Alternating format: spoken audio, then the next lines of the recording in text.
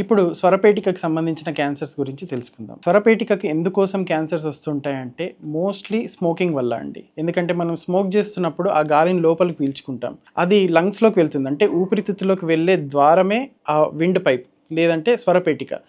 ఆ స్వరపేటిక పైన ఈ పొగాకుకి సంబంధించిన కార్సినోజెన్స్ అంటారు. అంటే క్యాన్సర్ సృష్టించే ఏవైతే కాంపౌండ్స్ ఉంటాయో వాటి వల్ల అక్కడ రాపిడి జరిగి క్యాన్సర్ సృష్టించడం జరుగుతుందక్కడ. అయితే దీంట్లో ఒకవేళ ఫస్ట్, సెకండ్ స్టేజ్‌లో మనకి కొంచెం నోరు బొంగురు పోయినట్టు అనిపించడము, లేదంటే కొంచెం మింగడం కష్టం అనిపించడము, మింగుతున్నప్పుడు చెవిలో నొప్పి రావడము, 2, 3 వారాల కంటే ఎక్కువ మందులు వాడిన తర్వాత కూడా తగ్గకపోవడము, ఇట్లాంటివి ఉన్నప్పుడు మనం ఒక్కసారి ఎండోస్కోపీ చేసి లోపలేమన్నా ప్రాబ్లమ్ ఉందా? ఏమన్నా గ్రోత్ పెరుగుతుందా చూసుకుంటాం.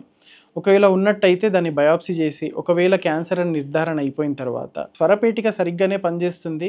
కేవలం ఇటువంటి చిన్న చిన్న మాస్ పెరుగుతుంది అన్నప్పుడు ఒకవేళ స్టేజ్ 1, స్టేజ్ 2 ఉంటే కేవలం రేడియోథెరపీ తోటి ట్రీట్ చేయడానికి వీలవుతుందండి. లేదు అనంటే లేజర్ ద్వారా ఈ స్వరపేటిక పైన ఉన్న ఆ క్యాన్సర్‌ని తొలగించడం జరుగుతుంది.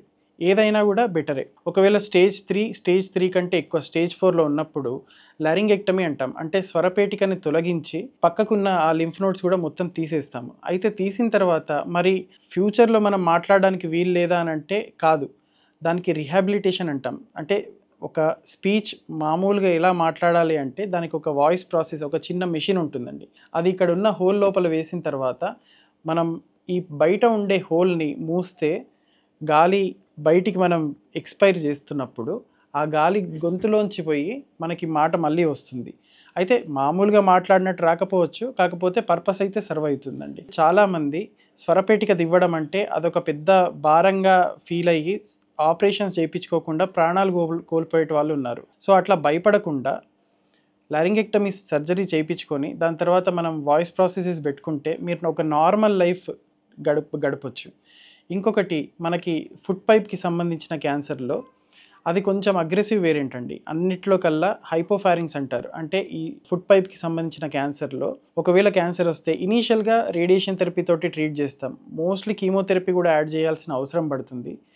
సర్జరీ ఎప్పుడు గాని మేము కొంచెం లాస్ట్ స్టేజ్‌లో మాత్రమే ఆలోచిస్తాం. ఎందుకు అనంటే ఒకవేళ దానికి సర్జరీ చేయాల్సొస్తే స్వరపేటికతో పాటు ఆ ఫుడ్ పైప్ తీసి దాని తర్వాత అవసరమైతే మన చిన్న పేగు నుంచి గానీ, లేకపోతే కడుపు నుంచి గానీ ఒక చిన్న ట్యూబ్ లాగా తయారు చేసి ఇక్కడ పెట్టుకుంటాం. కాకపోతే ఏదేమైనా గూడా ఇవన్నీ చేయడానికి రీజన్ ఏంటి అంటే మన సర్వైవల్ పెంచడానికి, అలాగే నోటితోటి ఫుడ్ తినగలగాలి, ముక్కుతోటి గాలి తీసుకోగలగాలి, నోటితోటి మాట్లాడగలగాలి. ఇవి 3 అచీవ్ అయితే సర్జరీ కొంచెం బెటర్ అని చెప్పి, దాని తర్వాత క్వాలిటీ ఆఫ్ లైఫ్ బెటర్ అని చెప్పి చూస్తాం. ఒక్కొక్కసారి ఈ మూడిట్లో ఏదో ఒకటి మనం కాంప్రమైజ్ అవ్వాల్సొస్తుంది. అప్పుడు సర్వైవల్‌తో పాటు ఇవి మాత్రమే చూసుకోగలుగుతాం.